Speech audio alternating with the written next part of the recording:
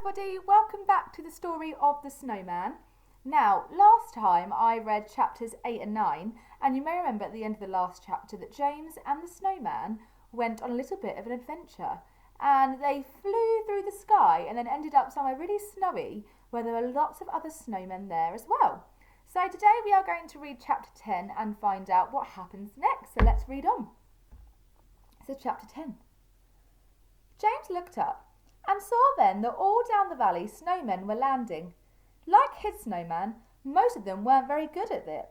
They bumped and bounced and rolled and tumbled and somersaulted in the snow. But in the end, they all helped one another to their feet. Exchanging greetings, laughing out loud, all of them, James could see, were very happy to be home. "I hope you enjoyed your flight," said the snowman, taking James's hand in his. "Now, come along with me. There's a very special someone I want you to meet." As they tramped through the snow, the other snowmen joined them, and they all wanted to welcome James to say hello.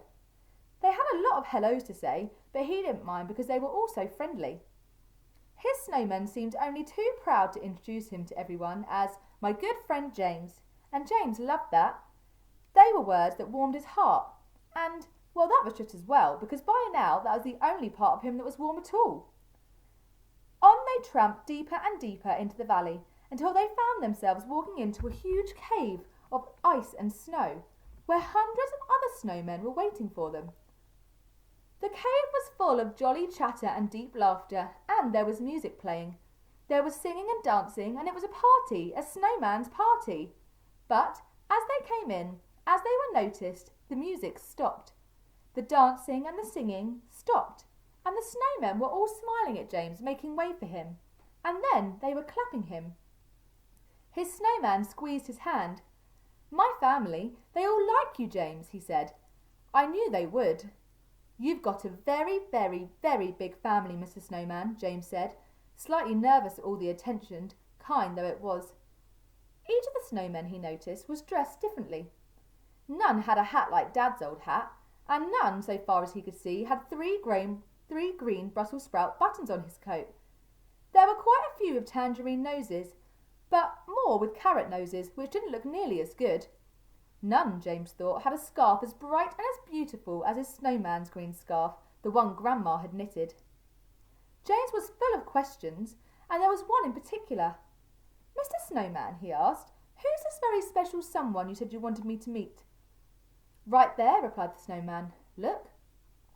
And just as he was speaking, through the crowd of snowmen came someone much smaller and redder and chubbier than any of the rest of them, with the longest, whitest beard James had ever seen. He looked just like Grandma's Father Christmas they always had under the Christmas tree at home, except bigger, a lot bigger. And this Father Christmas walked and he talked. "Welcome to the North Pole. Welcome to our world, James," he said, coming towards him, smiling as broadly as all the snowmen. Father Christmas? Was this really Father Christmas talking to him? Was he living and breathing? Was he shaking him by the hand? What was all this really happening? "Hello, you," Father Christmas said. "I was coming to see you tonight, but now you've come to see me. You're James, aren't you? And you live on that farm with your mum and dad. And Grandma, she comes for Christmas, doesn't she? Address, let me think. Oh yes, Paradise Farm, Iddlesley, EX19 8SN. And that's in Devon, am I right? In England. And you've got that dog that doesn't like me coming down the chimney and disturbing him. Growly dog. Nice chimney though. Big and wide and warm. A bit sooty, but then it would be. It's a chimney." James was speechless. Father Christmas knew everything about him. His name, his address, and he even knew about Bertie. "You've come just in time for the party, James," Father Christmas went on.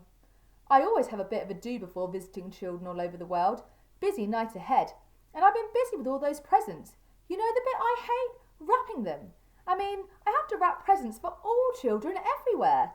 And that's a lot. Still, I mustn't complain. I've had a little help from my snowman friends. But have you ever tried wrapping a bright green mountain bike with big fat tyres?" He was shaking his head.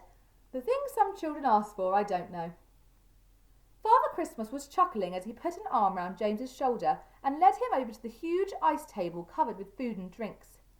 There were mostly ice creams and ice lollies, but James was happy with that, and so, by the looks of it, were all the snowmen. There was chocolate chip ice cream and caramel, and there was strawberry. All of them James's favourites. They pulled crackers and sang songs, and then the fun and the jollification really began. There was a live band, one snowman on the drums, another 5 or 6 on fiddles, 2 or 3 on flutes and whistles, another on the saxophone, and he was brilliant. And Father Christmas himself on the squeeze box. It was a great sound, and they all had a great knees up, as Grandma would have called it. They danced lots of Scottish dances. Quite a few of the snowmen came from Scotland, because it's often very snowy up there, James was told. There were reels and jigs and all sorts, and James danced every one of them with his snowman. All night long they danced and danced, up and down and round about. They had a ball. They had the best knees up, the best fun, the best jollification ever.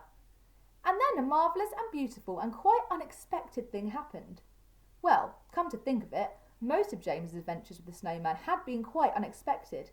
One of the snowmen came running into the cave, waving his hands for all the music and dancing to stop. When the cave had fallen quite silent, he started speaking. "It's time, it's happening," said the snowman. Come quickly, the lights, the northern lights." They all ran out at once, James clinging to his snowman's hand so he didn't get knocked over by the stampede of excited snowmen.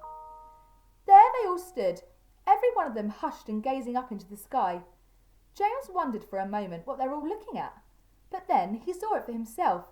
The sky on the horizon was changing colour before his very eyes, and the colours were moving, weaving, wafting in and out of one another, making rippling waves of blue and green and yellow and violet and pink and orange and white and red.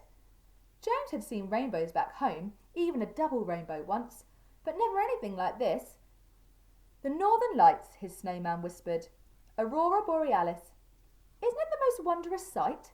It always happens on the night before Christmas, and it means the time has come." "The time for what, Mr. Snowman?" James asked him.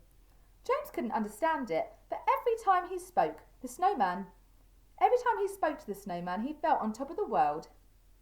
"You'll soon see," the snowman replied. "It won't be long now. Keep looking or you might miss them. You'll hear them before you see them. Just listen."